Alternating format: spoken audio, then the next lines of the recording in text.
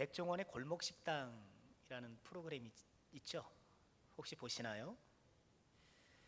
전 뭐 꾸준히 보는 건 아닌데 문제 있는 식당을 찾아가서 또 문제를 지적해주고 또 솔루션을 이렇게 제시해주고 뭐 그런 것 같아요. 그런데 어느 날 제가 보니까요, 아니 기껏 문제를 고쳐주고 방법을 제시해줬는데 얼마 지나지 않아서 도로 예전으로 돌아갔나 보더라고요. 그런 게 있더라고요. 기껏 음식은 이렇게 조리하세요. 위생 상태는 이것이 안 좋으니까 이건 이렇게 하세요.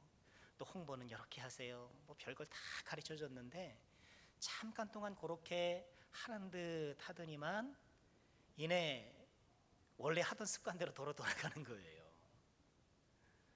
근데 그게 문제가 아니라 가게 앞에는 뭘 걸어놔요? 백종원이 왔다 간 식당. 그렇게 간판을 딱 걸어놓고 그렇게 홍보는 선전은 그렇게 하는데 실상 들어가 보면 그저 옛날 내가 했던 방식 그대로 그렇게 하고 있는 것 보게 되는데, 그래서 그 프로그램 후에 인터넷 댓글을 보니까요, 이런 글이 있더라고요. 사람은 고쳐 쓰는 게 아니다. 사람은 고쳐 쓰는 게 아니다. 근데 꼭 그 프로그램만 그런 것이 아니고 요즘 인터넷에서 회자되는 말 가운데 하나가 그거예요. 사람은 고쳐 쓰는 게 아니다. 사람은 좀처럼 변하지 않는다는 거죠. 그러니까 세상은 사람의 변화 가능성에 대해 회의적이에요. 사람 안 변한다는 거예요. 우리가 일부 동의하죠. 우리 일부 동의해요. 그래서 가만 보면 사람이 잘 안 바뀌더라고요. 참 안 바뀌어. 어렸을 때나 지금이나 사람이 그대로인 것 같고 별로 바뀌지 않은 것 같은 것도 경험적으로 볼 때 그럴듯해 보여요. 하지만 믿음의 세계에서는 그렇지 않죠. 성경에는 하나님이 고쳐 쓰신 사람들로 수두룩해요.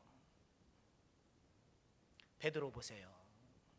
어부 출신에 성질 급하고 나대기 좋아하고 그랬던 베드로인데 예수님이 그를 수제자로 삼으셔서 교회 기둥으로 삼으셨잖아요. 고쳐 쓰셔요.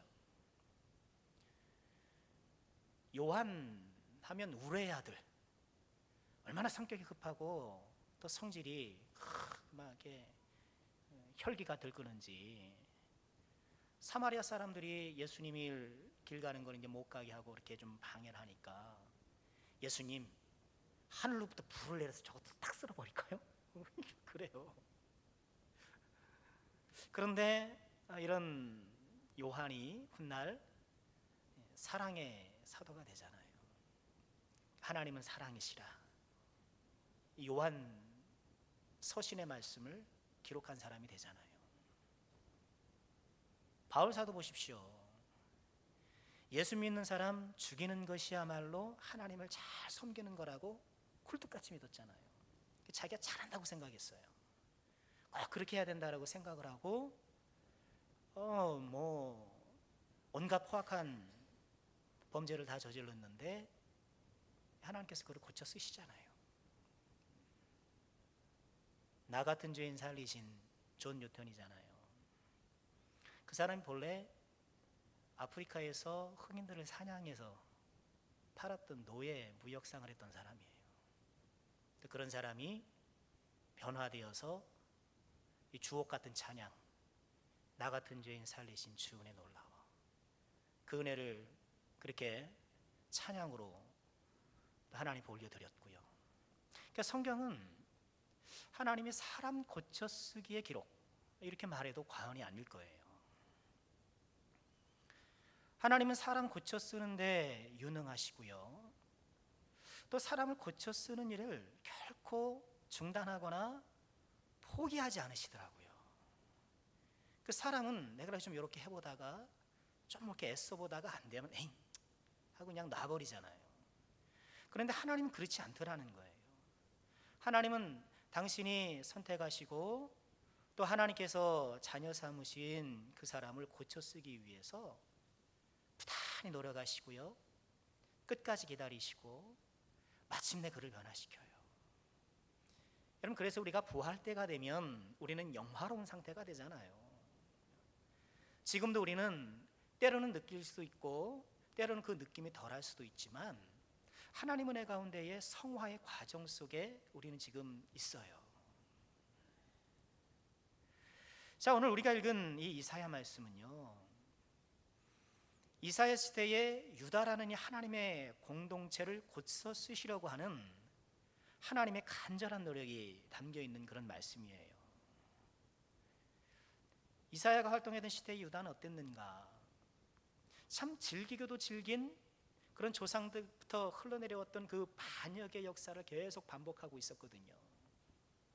우상 섬기고 또 하나님보다는 세상 의지하고 그러니까 하나님의 백성임에도 불구하고 삶 속에 하나님을 배제시켜요. 그러니까 하나님이 들어가지 않아요. 나의 생각과 어떤 결정과 나의 일을 수행함에 있어서 하나님이 전혀 들어가지 않아요. 그게 유다였어요. 이사야 시대에. 여러분, 우리가 참 주의해야 될 게 그거잖아요. 예수를 믿으면서도 나의 삶 속에 하나님이 개입하지 않고 하나님이 스며 있지 않을 때가 꽤 있어요.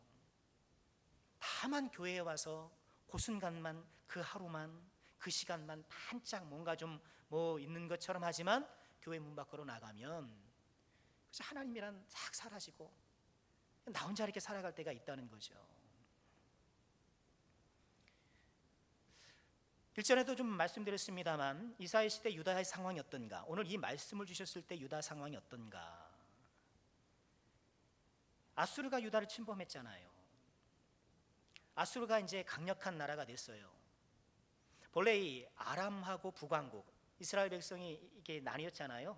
르호보암 시대에 남북으로 나뉘었잖아요.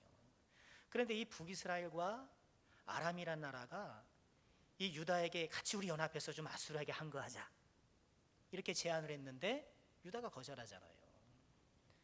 그러고서는 오히려 역으로 아수르에게 돈을 줘서 우리를 좀 도와줘 이런 거예요. 그러니까 아수르가 이 아람하고 북왕국을 딱 멸망시킨 후에는 이제 뭐예요? 유다까지 삼키는 거예요. 그런 와중에 유다가 지금 어디에 도움의 손길을 펼치고 있는가? 어디에요? 애굽의 도움을 청하다라는 거예요. 이렇게 국가적인 위기가 직면에 오면 그때라도 우리가 이러면 안 되지 하면서 하나님께로 돌아서면 또 하나님께 도움을 요청하면 얼마나 좋겠습니까마는 이렇게 하나님을 배제시켰던 것들이 오랜 습성이 되다 보니까 하나님의 도움을 구할 줄 모르고 하나님께 나아가지 않는 거예요. 이사야가 31장 읽었습니다만 앞서 30장에도 계속 그런 내용이에요. 애굽의 도움을 요청하지 말라는 거예요. 여기서 애굽이 대표하는 건 뭔가요? 세상이잖아요. 세상을 도움 삼아서, 세상을 무기 삼아서 인생의 난관을 돌파하려고 시도하지 말라는 거예요. 세상 도움 얻지 말라는 거예요. 31장에서는 한 번 더 이것을 반복하는데 31장은 이 두 부분으로 나눌 수가 있어요. 우리가 읽진 않았습니다만 앞서 1절부터 3절까지는요, 앞서 30장에서 언급했던 것, 애굽을 의지하는 것이 얼마나 폐역한 일인가를 다시 한번 설명해요. 우리 31장 1절 한번 보실까요? 함께 하겠습니다. 도움을 청하려고 애굽으로 내려가는 자들은 화 있을진저, 그들은 말을 의지하며 병거의 많음과 마병의 심히 강함을 의지하고 이스라엘의 걸어가신 이를 앙무하지 아니하며 여호와를 구하지 아니하나니. 도움을 구하려 애굽으로 내려가는 자들은 화 있을진저. 애굽으로 내려가지 말라는 거예요. 애굽으로 내려가다라는 이 말에는 이중적인 의미가 있는 것으로 보여요. 우선은 실제로 애굽으로 내려가는 길이 지형적으로 내려가는 길이에요. 지금 세계 지도를 펼고 보셔도 가나안이 훨씬 위에 있고요, 이스라엘 위에 있고 애굽은 아래에 있어요. 그러니까 내려가는 거예요. 그런데 이것은 당만 부단 지형적으로만 내려간다는 것이 아니라 그 영적인 의미예요. 그러니까 애굽을 의지하는 것 그 자체가 내려가는 거라는 거예요. 내리막이라는 거예요. 세상을 의지하고 세상 것을 무기 삼아 그 그럴듯한 무기 하나 딱 쥐어들면 그것이 내 인생을 보장해 줄 것처럼 그것을 뭐 꼭 붙잡고 의지하고 살아가는 것, 그것이 나를 스카이캐슬로 인도해 주어서 나를 든든하게 지켜줄 거라고 생각하는데 착각이라는 거예요. 여러분, 그런 착각에서 벗어나야 돼요. 여러분, 세상을 의지하는 것, 여러분, 그것은 남들이 부러워할 줄 모르고요, 남들은 칭송할 줄 모르지만, 여러분, 그것은 우리 스카이캐슬 하늘의 성곽으로 우리를 인도하는 것이 아니고요, 그냥 땅의 성곽에 불러가고요, 무너질 장망성에 불과한 거예요. 사람들은 그것이 상승 인생인 줄 알고 그럴싸한 21세기 애굽을 하나 딱 갖고 있으면, 그것이 학벌이 되었든 그것이 뭐가 되었든 명예가 되었든 그거 하나 갖고 있으면 그것이 나를 딱 지켜주고 나를 딱 이끌어주는 그런 상승 인생으로 인도해 줄 것도 착각하지만, 하나님을 배제시키고 그런 세상 것과 붙잡고 살아가는 것 그 자체가 하강 인생이에요. 내리막길이라는 거예요.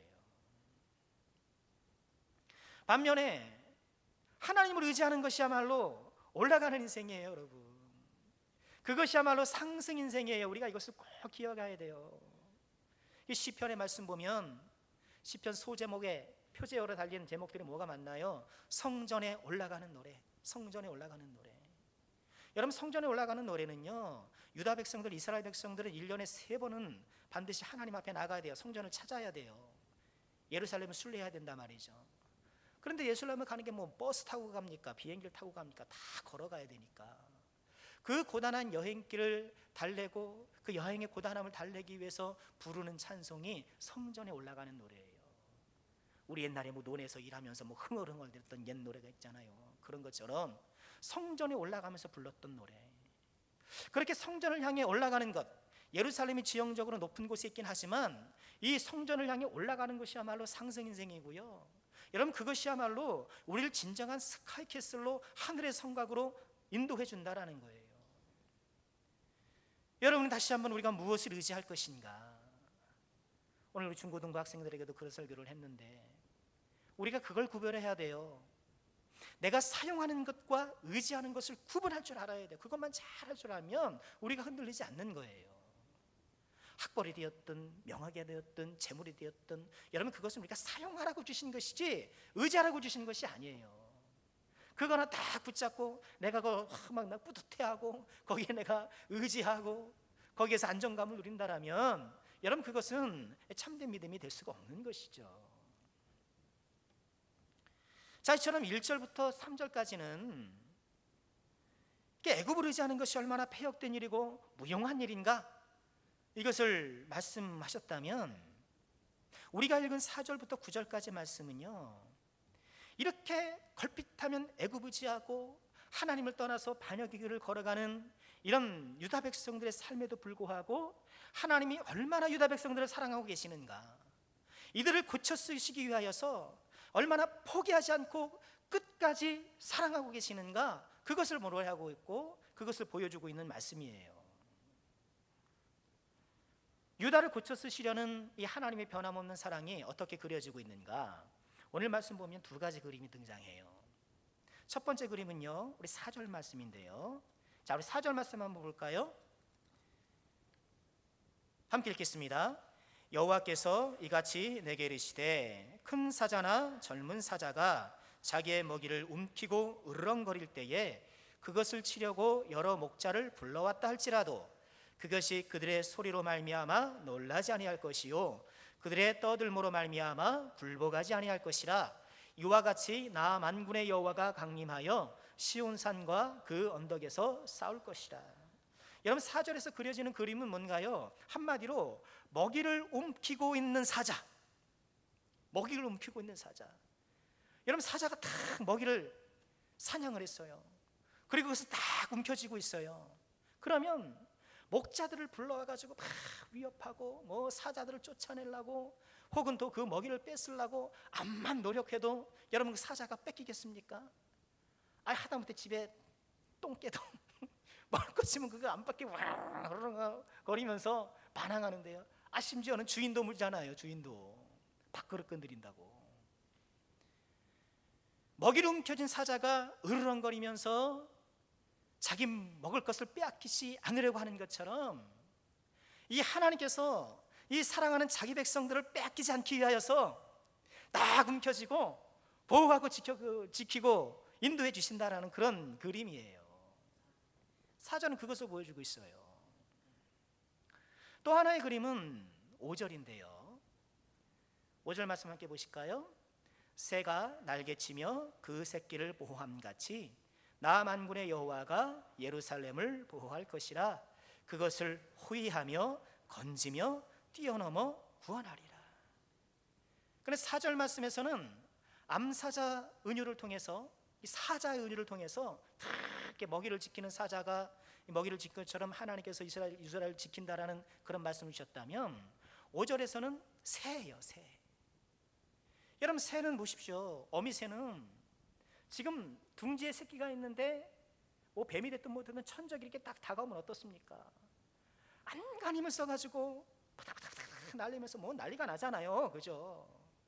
이리 뛰고 저리 뛰고 하면서 자기가 공격했으면 쪼기도 하고 심지어는 자기 목숨을 내어주기까지 하면서 새끼를 지키려고 안간 힘을 쓰잖아요. 14절의 사자의 은유가 강력한 하나님을 표현하고 있다고 한다면요, 이 15절의 새의 은유는 최선을 다하시는 하나님, 최선을 다하시는 하나님, 능력이 있으나 최선을 다하시는 하나님, 그 하나님을 소개해주고 있는 거예요. 그 하나님의 사랑을 말씀해주고 있는 거예요. 그러니 14절과 15절을 종합해보면 어떤 이야기가 나오는 거예요? 강력하면서도 최선을 다하시는 하나님, 우리를 사랑하시고 또 우리를 고쳐 쓰기 위하여서 강력하고도 최선을 다하는 사랑을 베푸시는 하나님, 14절과 15절을 합쳐서 그렇게 우리에게 제시해주고 계시는 거예요. 여러분, 이 하나님 우리를 지키고 계신다는 것을 여러분 꼭 기억하시길 바랍니다. 우리 하나님은 강력한 하나님이죠. 우리 하나님은 전능하신 하나님이죠. 그런데 전능하신 하나님이라고 해서 그냥 하지 않으신다는 거예요. 최선을 다하신다는 거예요. 이것이 하나님의 성품인 거예요. 우리 어르신들은 어벤져스 모르시죠? 어벤져스 영화 모르죠? 그 영화가 있어요. 영화에 보면 타노스라는 악당이 나옵니다. 보셨어요? 네? 안 보셔도 됩니다. 제가 다 보고 다 실감 있게 생생하게 얘기해 드릴 테니까 안 보셔도 돼요. 근데 타노스는 이 악당인데 꿈이 있어요. 악당의 꿈. 악당의 꿈이 뭔가? 딱 자기가 보니까 이 온 우주에 이 생명체가 포화 상태인 거예요. 자원은 한정되어 있는데 이런 생명체가 포화 상태니까 야, 이대로 가다간 이 온 우주가 끝장나겠구나. 그럼 어떻게 될까요? 악당이잖아요. 악당이니까 이 우주의 생명체를 절반으로 줄여야겠다. 이래요. 그래가지고요, 영화예요. 실제 아닙니다. 심각한 표정 짓지 마세요. 그래가지고 자기 막강한 이 군대를 다 키워가지고요, 막 행성마다 쳐들어가는 거예요. 아직 지구는 오지 않았어요. 어벤져스 됐어서. 막 행성마다 쳐들어가서 거기에 있는 생명체 절반을 딱 줄이는 거예요. 다 줄이고. 그런데 우주가 좀 넓어요. 우주가 조금 넓으니까 그렇게 하나하나 찾아가가지고 다 절반으로 줄이려니까 힘들어요, 쉬워요? 힘들죠? 방법을 고안해요. 뭐냐면 이 우주에는 이 우주를 구성한 영화입니다. 이 우주를 구성하는 이 인피니티 스톤 그런 돌이 있다는 거예요. 그 돌이 5개인가 6개인가 하여튼 그 돌을 모아가지고 그 돌을 여기다가 탁 얹어놓는 장갑이 있어요. 장갑에다가 돌을 딱 심어놓고 손가락 한번 탁 하면 우주 생명의 절반이 싹 사라지는 거예요. 얼마나 편해요. 그러니까 이 악당이 돌 모아가지고 딱 이거 하려고. 어벤져스 얘기예요. 여러분, 우리 하나님은 손가락 튀기는 게 아니라 말씀 한마디면 못 하시는 게 없으시잖아요. 그런 하나님이 우리를 사랑하심에 있어서는 손가락 튕기는 게 아니라, 말 한마디로 끝나는 게 아니라 당신이 하실 수 있는 최선을 다하시다라는 거예요. 왜 그런가? 그런 최선을 다한 수고가 동반된 사랑이야말로 진짜 사랑이기 때문에 그래요.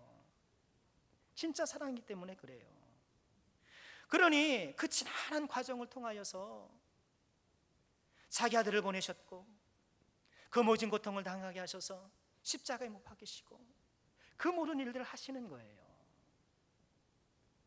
최선의 수고를 다하는 사랑이라야 참 사랑이라는 것을 누구보다 잘 아시기 때문에, 그게 진짜 사랑이기 때문에.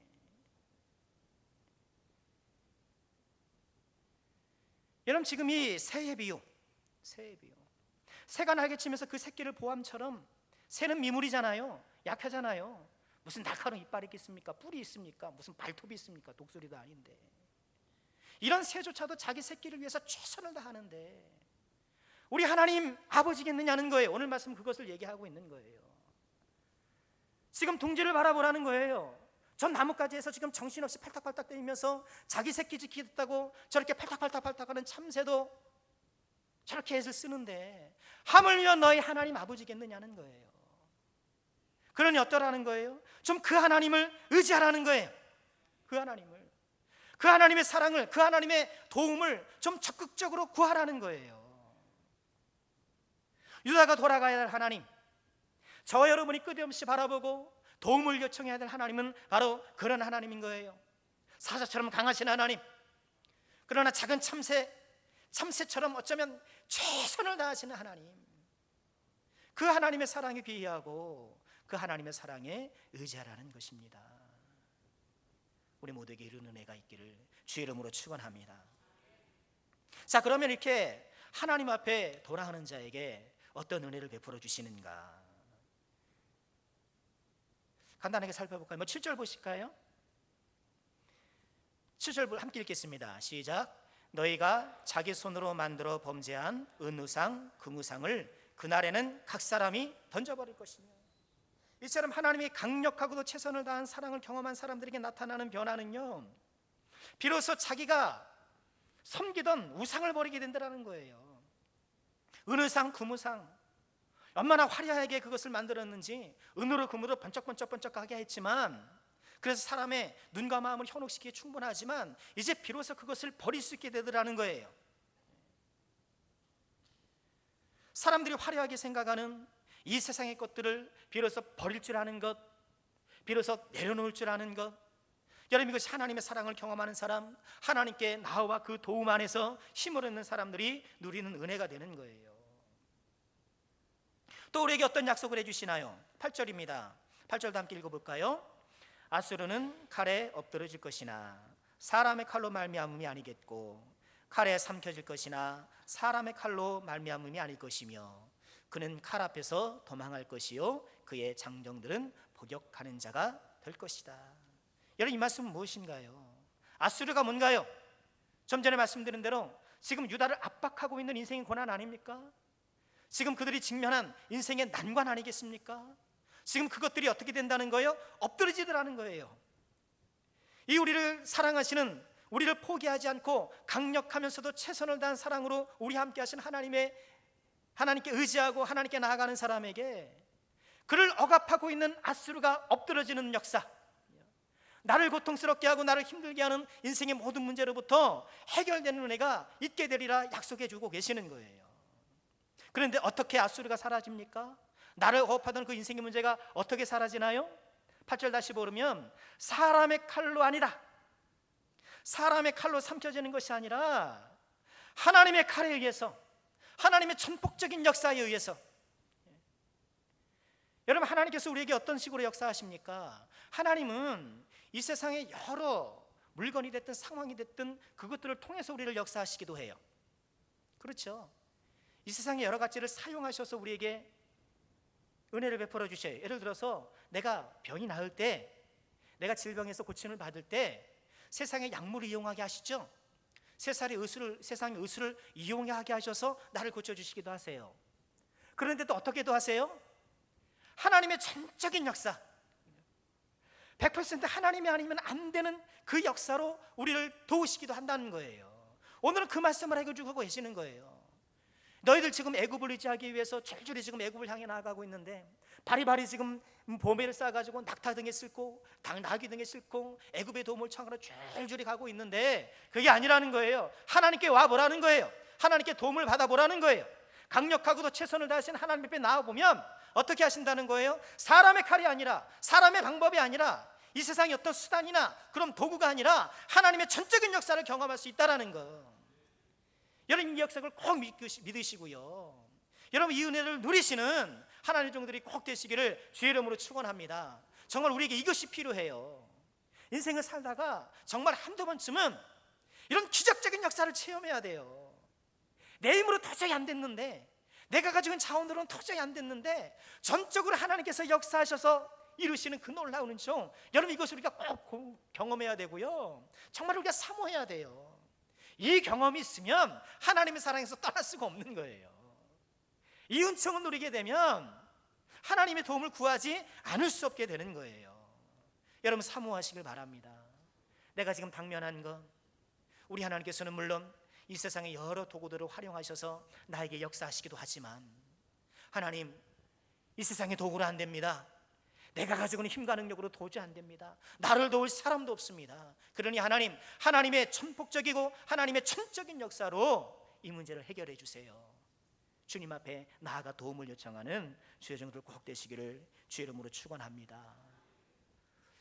오늘 이 역사를 우리에게 기록해 준 건 뭔가요? 여러분 실제로 어떻게 될까요?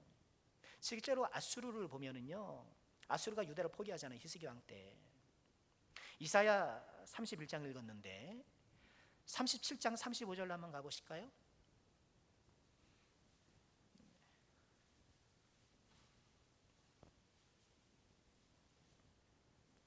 이 말씀이 어떻게 이루어졌는가? 이사야 37장 35절입니다. 36절까지 함께 읽겠습니다. 대저 내가 나를 위하며 내 종 다윗을 위하여 이 성을 보호하며 구원하리라 하셨나이다 하니라. 여호와의 사자가 나가서 아수르 진중에서 18만 5천인을 쳤으므로 아침에 일찍 일어나 본즉 시체뿐이라. 아멘. 지금 유다를 에워싸고 막 위협했던 아수르 군대인데 하나님의 사자가, 이스라엘에서는 뭐 화살 하나 쏜 적이 없어요.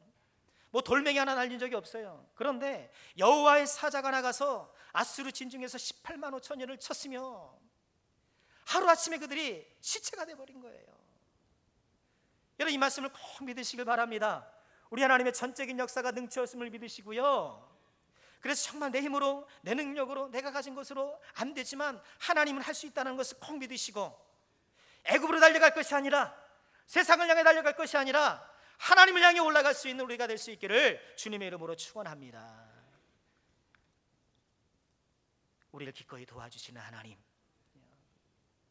강력하고도 최선을 다하는 그 사랑으로 우리를 붙들어 주시는 하나님, 이 하나님을 의지하여서 나의 모든, 나를 압박하는 인생의 모든 아수르를 고꾸라뜨리시고 이 능력 가운데에 아수르를 넘어뜨리셔서 승리의 삶을 구가해 나가시기를 주의 이름으로 축원합니다.